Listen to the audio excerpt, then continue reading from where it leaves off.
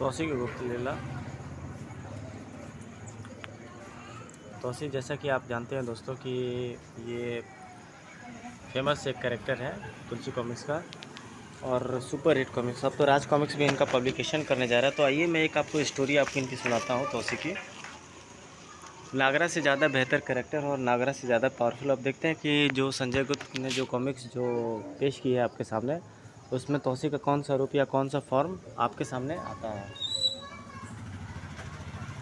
पाताल के सर्पदेश के राजा इच्छाधारी सर्प तौसी ने उसकी रानी अप्सरा से ने चक्रभेदी मणि प्राप्त करने की इच्छा प्रकट की ताकि वो इस मणि की सहायता से तौसी और अपने पुत्र की गतिविधियों को देख सके।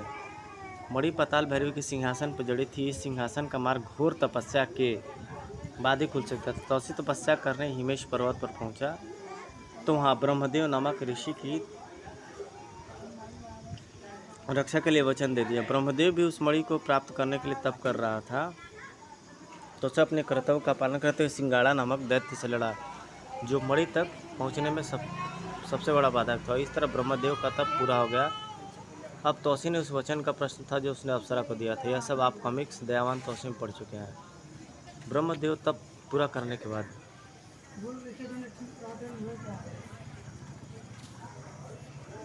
हे पाताल भैरवी, रास्ता खोल, मैंने तप पूरा कर लिया है। गरुड़ गरुड़ गरुड़। तौसी अपना विकराल रूप समाप्त करके वास्तविक रूप ग्रहण कर लिए। हे स्वामी ब्रह्मदेव, कहाँ दृश्य हो गया। इस सिंगाड़ा को तो मार्ग का पता ही होगा। तौसी ने विकराल दैत्य सिंगाड़ा को बंदी बनाया हुआ था। यह मेरे बहादुर सेवक पकड़ ध्वज की पकड़ सिंगाड़ा, जिसे तुम मुक्त नहीं हो पाएगा। तेरे अंगों की काट छाट करने से भी तेरी मृत्यु नहीं हो सकती, यह मैं भी जानता हूँ। किंतु तेरे शरीर की जीवन नाड़ी में यदि वायु का गमन रोक दिया जाए तो तू मर जाएगा। यह मैंने तब जाना जब गला दबाकर मैंने तेरी जीवन नाड़ी में वायु का प्रवाह रोक दिया और तूने घुटने टेक दिए थे। अगर मैं तुझे समाप्त करना चाहूँ तो मुझे सही तरीका प्रयोग करना होगा, फिर चाहे तू मर जाएगा। हर दैत्य के पास अपरंपार शक्ति होती है भी उसकी कुछ कमजोरियाँ भी होती हैं जो उसकी मृत्यु का द्वार खोलती हैं। हे सम्राट तौसी, आपकी मुझसे क्या शत्रुता है जो मुझे मार डालना चाहते हो। आपने मणि का मार्ग साफ कर दिया। अब यह मणि पाताल से हमेशा के लिए भूलोक में चली जाएगी। केवल मुझ जैसा विशाल का ही मेरा गला दबाकर जीवन नाड़ी पकड़ सकता है। आपने यह विकराल रूप भी धरा, इसके बिना तो मेरी शक्ति रोकी ही नहीं जा सकती थी। राजन, आप मुझसे युद्ध न लड़ते तो मैं ब्रह्मदेव को कभी भी तप पूरा न करने देता। उसके हवन की सारी अग्नि वायुमंडल में न जाने देता, उसे खा जाता। वह मणि हट जाने से पाताल में भूकंप आएंगे, महाविनाश होगा, ज्वालामुखी फटेंगे। पातालवासी होते हुए भी आपने वह मणि भूलोक पर जाने का मार्ग खोल दिया। मुझे अपनी मृत्यु का भय नहीं। भय इस बात का है कि पाताल में प्राकृतिक विपत्तियाँ आएंगी जिससे कि आप अपने देश को भी न बचा सकेंगे। क्या मतलब, किस तरह की विपत्तियाँ आएंगी। वायुमंडल दूषित हो जाएगा और महामारियाँ फैलेंगे। मणि यदि पाताल में रहती तो इन विपत्तियों से बचा जा सकता था। आपका कोई ब्रह्मास्त्र भी इन प्राकृतिक विपत्ति को नहीं रोक सकता। सिंगाड़ा, तुमने यह कैसे सोच लिया कि मणि पाताल से बाहर चली जाएगी। अभी वह बाहर नहीं गई। तुम मुझे सिंहासन तक पहुंचाने का मार्ग बताओ, मैं ब्रह्मदेव से मणि वापस ले लूँगा। हे राजन, आप सिंहासन तक पहुंचने के बाद भी कुछ नहीं कर पाएंगे। मैंने ब्रह्मदेव को केवल उस वक्त तक की रक्षा का वचन दिया था जब तक वह तब पूरा नहीं करते। उसके बाद क्या होगा वह जब भी तुम देख सकोगे तब मुझे सिंहासन तक पहुँचाओगे। क्योंकि तब साधना के बाद पाताल भैरवी ने प्रसन्न होकर ब्रह्मदेव का मार्ग खोल गया। अब मैं भी ब्रह्मदेव का कुछ नहीं बिगाड़ सकता। और एक बात और सुन लो, वह मणि किसी से छीनी नहीं जा सकती। उसे तभी प्राप्त किया जा सकता है जब उसका स्वामी स्वयं दान कर दे। यह मैं भी जानता हूँ, तुम मेरी गुप्त लीला नहीं समझ पाओगे। तुम केवल मुझे उस स्थान तक पहुँचने का मार्ग बताओ, उसके बाद मैं तुम्हें वचन देता हूँ कि वह मणि पाताल में ही रहेगी। सम्राट तौसी, यदि आपको मणि पाताल में ही रखनी थी तो ब्रह्मदेव का तप क्यों पूरा करने दिया। वह मर्यादा और कर्तव्य की बात थी। अब लड़ाई दूसरी लड़ी जाएगी। क्या उस द्वार के अतिरिक्त कोई अन्य मार्ग नहीं है। नहीं, इस द्वार से सिंहासन तक पहुंचने का मार्ग है। पाताल भैरवी इस आसन पर विराजमान है, तो मुझे उस द्वार तक ले चलो। आगे मैं रास्ता स्वयं बना लूँगा। उस द्वार तक आप इस तरह नहीं पहुँच सकते राजन। आपको मेरे मुंह में समाना होगा ताकि कोई आपको देख न सके। मेरे शरीर के भीतर किसी भी भाग में रहने से आपको हानि नहीं होगी। मैं इच्छाधारी मच्छर भी बन सकता हूँ। आप चाहे हवा में ही क्यों न बन जाए, तभी आपको देख लिया जाएगा और आप जलकर राख हो जाएंगे। कहीं कोई चाल तो नहीं चल रहा है, मुझे मुंह में दबाकर कोई गड़बड़ तो नहीं करेगा। पहले इसकी परीक्षा लेनी होगी। अपनी जगह किसी सेवक को अपनी शक्ल देकर देखता हूँ। ठीक है, मैं अभी आता हूँ। तौसी एक पेड़ के पीछे गया और उसकी जगह में एक उसका इच्छाधारी सेवक उसकी शक्ल में दबा रहा है। पकड़ दो जिससे मुक्त कर दो। है यह तो पणिध्वज है, जरूर स्वामी ने कोई लीला रची है। पकड़ ध्वज ने सिंघाड़ा को आजाद कर दिया। अब चलो सिंघाड़ा मैं तुम्हारे मुंह में समाता हूँ। अब मैं मक्खी बनकर इसके कान में समा जाता हूँ। ओम पाताल भैरवी नमः नमः सिंघाड़ा गोम गरम। सिंघाड़ा ने मंत्रोच्चारण किया, गड़प गड़प सर, और अगले ही क्षण वह जमीन में समाने लगा, गरड़ गरड़ गच्छ। तौसी सोच रहा था, अंतिम चक्र के बाद भी ब्रह्मदेव को सिंहासन के सामने भैरवी प्रकट तब करना होगा, तभी पाताल भैरवी प्रकट होगी। और मेरा यह प्रतिद्वंदी अगर मणि प्राप्त भी कर ले तब भी वह द्वार तो पार करने आएगी और पाताल भैरवी के स्थान पर कोई दूसरी अलौकिक शक्ति काम नहीं करेगी। ब्रह्मदेव अपने स्थूल शरीर से सूक्ष्म शरीर और सूक्ष्म मूल शरीर सभी में जा सकते, तभी वे स्थान से बाहर निकल जाए। यह विशाल कुआं है, देखने में देखो मैं तुम्हें बाहर निकालता हूँ। गरड़ गरड़ गड़प। उस समय तौसी सिंघाड़ा के कान से बाहर निकला, उसने अपना रूप धारण किया। यह जो प्रकाश का गोला घूम रहा है वही द्वार है। इसे पार करने के बाद पाताल भैरवी का महल और सिंहासन दृष्टिगोचर होगा। है दो तौसी? नहीं, तौसी तो एक ही। आओ पणिध्वज मुझ में समा जाओ। यह मेरा इच्छा शरीर था सिंघाड़ा। मुझे बताओ यह प्रकाश चक्र कैसे खुलेगा? मैं यह नहीं जानता राजन, मैं अपनी इच्छा से महल में नहीं जा सकता। जब माता बुलाती है तभी जाता हूँ। ब्रह्मदेव प्रकाश चक्र से बाहर आने के बाद बाहर कैसे जाएंगे? मैं उन्हें अपने कंधों पर बैठा कर हिमेश पर्वत छोड़ दूंगा। प्रत्येक मणिधारक को बाहर छोड़ना और उसकी आज्ञा मानना मेरा कर्तव्य है। अर्थात मैं अपनी इच्छा से बाहर नहीं जा सकता। नहीं राजन, तब तो मुझे महाप्रलंकारी जप करना होगा। पकड़ ध्वज, तुम सिंघाड़ा को बांध दो, तब तक मैं जब न पूरा करूं सिंघाड़ा स्वामी ब्रह्मदेव को बाहर ले जाकर न ले जा सके। है यह धोखा? तौसी तप में लीन हो गया। सर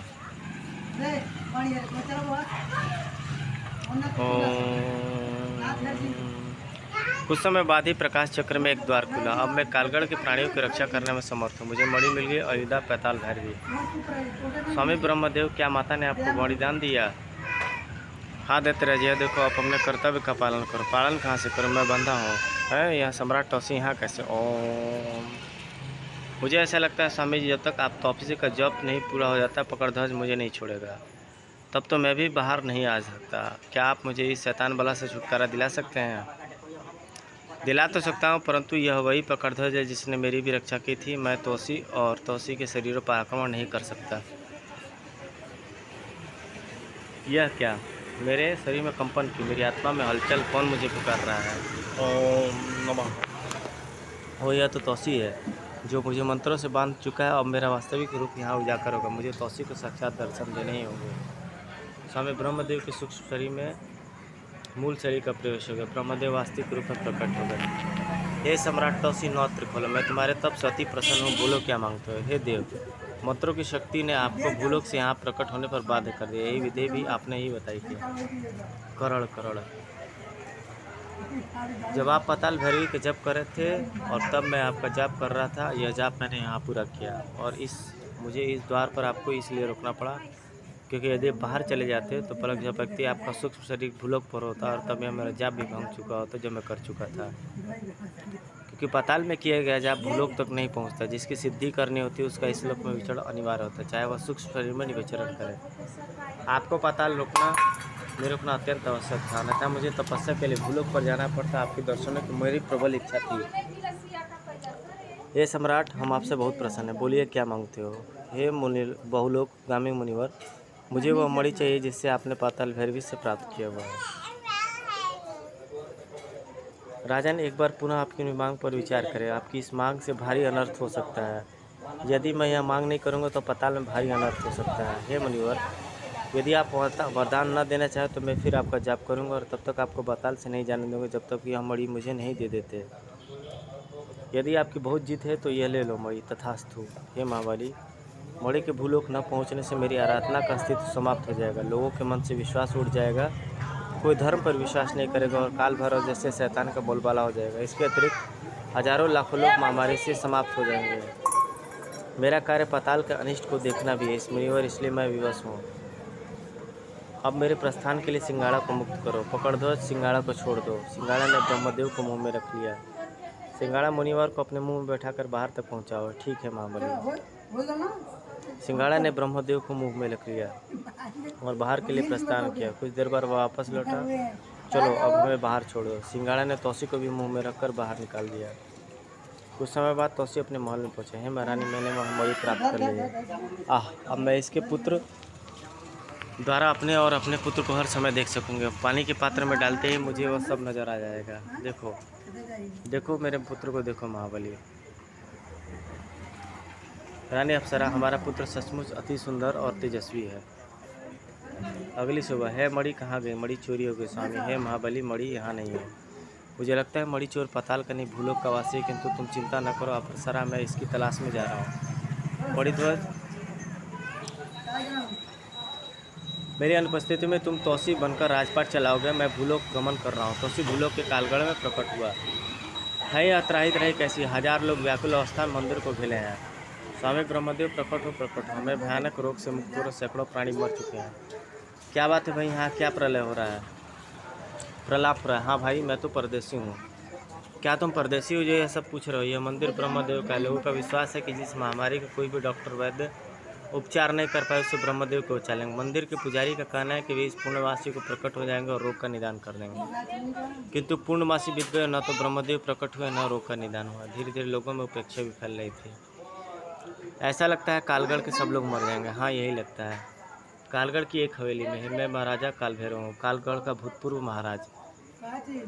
मुझे मेरी रियासत छीन ली गई, जनता का राज आ गया। कालगढ़ की हुकूमत पर जनता का राज है। मेरा अपमान किया गया। मेरे महल को सरकारी अतिथि गृह बना दिया गया। मेरा यहाँ रहने के लिए हवेली दे दी गई।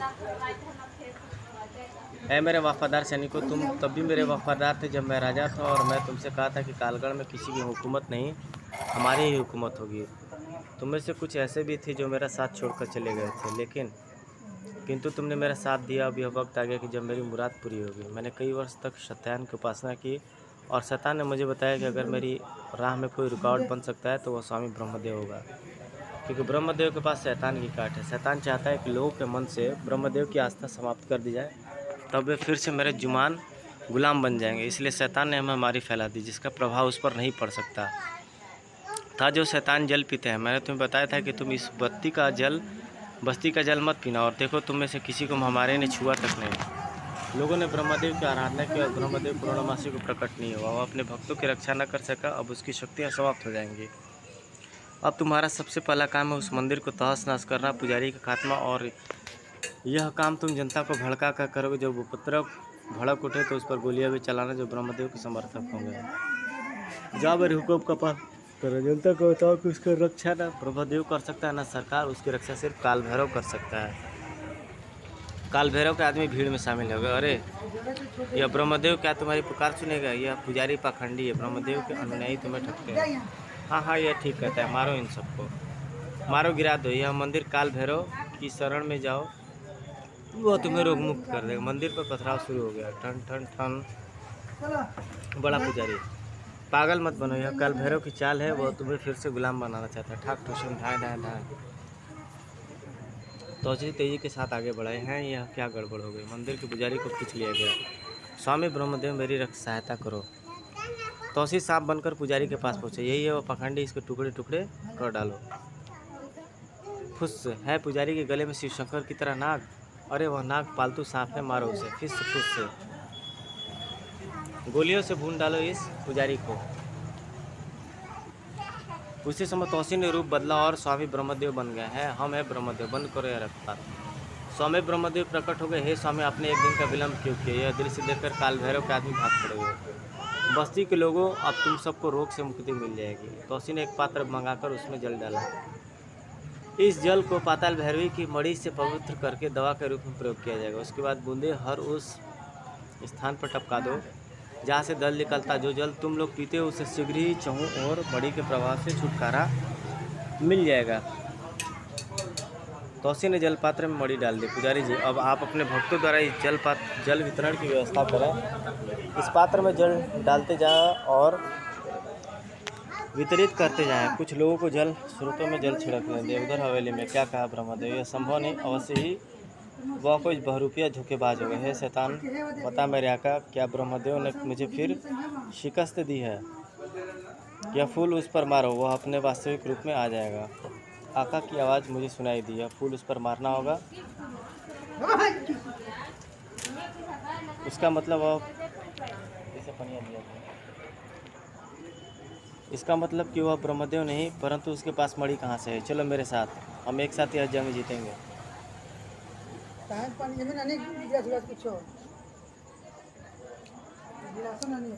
हम एक साथ यह जंग जीतेंगे। उस ब्रह्मदेव को सारी जनता के सामने बेनकाब कर देंगे।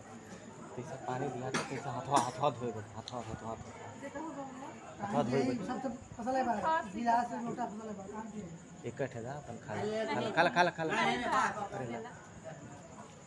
सारी जनता के सामने बेनकाब कर देंगे। मंदिर में राजा काल भैरव शैतान का पुजारी है, फिर वहाँ की जनता को फिर से गुलाम बनाना चाहता है। आप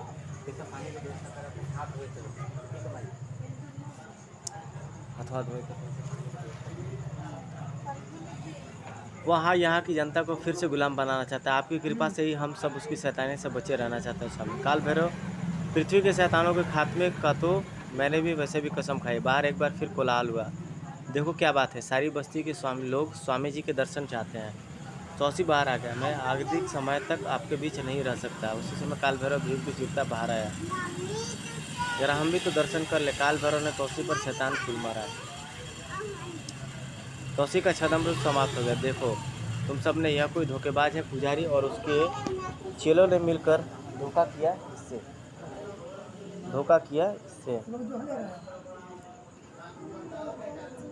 अरे मेरी जनता, मैं तुम्हें उस रोग से मुक्ति दिलाऊंगा।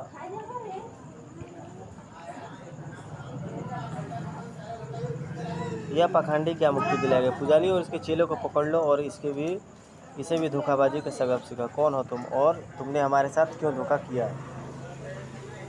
ऐ पुजारी और ऐ लोगों, मैंने तुम्हारे साथ कोई धोखा नहीं किया।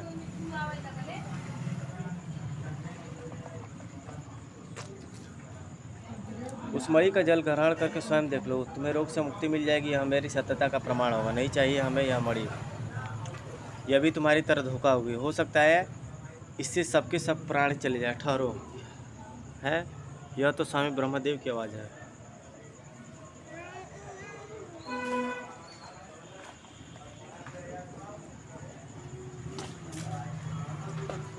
हे स्वामी, आप स्वामी ब्रह्मदेव, स्वामी आकाश मार्ग से प्रकट हो रहे हैं, किंतु यह कौन है? स्वामी देव, हे पुजारी, वह कार्य करो जो इस महाबली ने कहा है। यह वह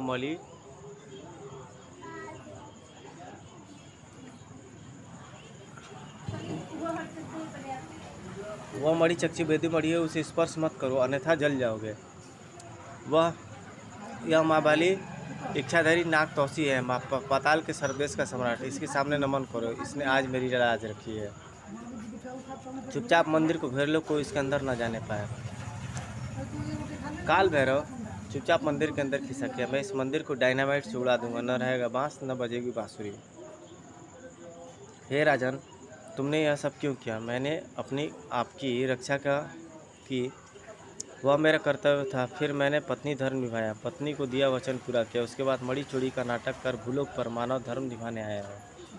मुनिवर, आप मानवता की रक्षा के लिए समर्पित है, अतः यह कार्य पूरा करना भी राजा का कर्तव्य होता है।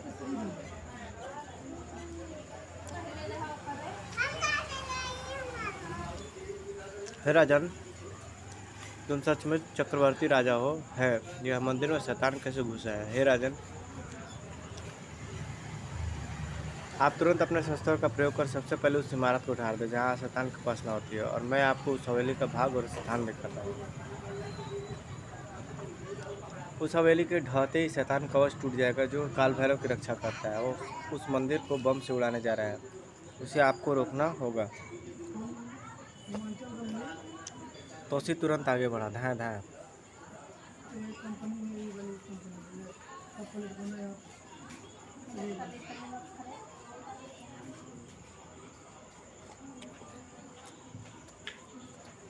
सन्न सन्न सन्न रेट रेट रेट। तो उसी शैतान को खत्म करके, खात्मा करके मंदिर में पहुंचा। ठाक कृष्ण खबरदार मेरे पास मत आना, मैं बम छुड़ा दूंगा। अदृष्ट दोस्त के हाथ से बम छीन लो। है बम कहाँ गया? साइन जय शैतान देवता तड़ाक। ओह काफ़ी जान है ठुशी में। अब तेरे जिस्म में सारी गोलियां उतार दूंगा। मैंने जल को शैतान मंत्र से दूषित कर महामारी फैला दी थी, अब उससे कोई नहीं बचेगा। सन्न सन्न सन्न। ओह मेरे तीर इसके शरीर पर चढ़े शैतान को कवच नहीं भेद पा रहे हैं। पकड़ कर इसे बांध दो। आहा हा। अब मैं शैतान का खंड विखंड मंत्र फूकूंगा जो तेरे टुकड़े टुकड़े हो जाएंगे अजगर। इस बीच में इसकी हवेली ढाल देता हूँ। गरड़ गरड़ करड़ करड़ सन्न सन्न।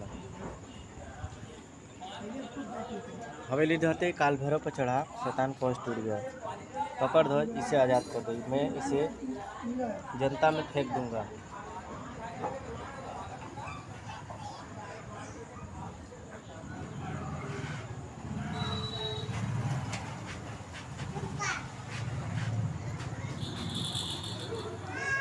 जो इसकी बोटियाँ उड़ा देंगे।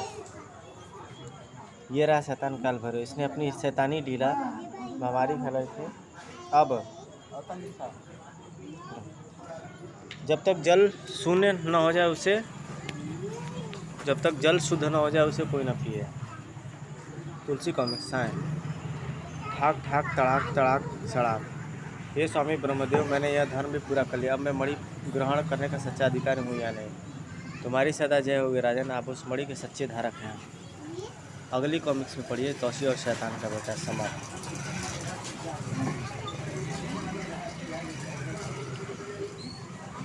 गाइज आपको कॉमिक्स कैसी लगी आप कमेंट और सब्सक्राइब करके ज़रूर बताइएगा। आपके अपने बहुमूल्य राय से ज़रूर मुझे अवगत कराइएगा। आप कौन सी कॉमिक्स पढ़ना या देखना या कौन सी कॉमिक्स सुनना पसंद करते हैं, मैं वही कॉमिक्स आपके लिए अपडेट करूँगा। Thank you guys, thank you very much.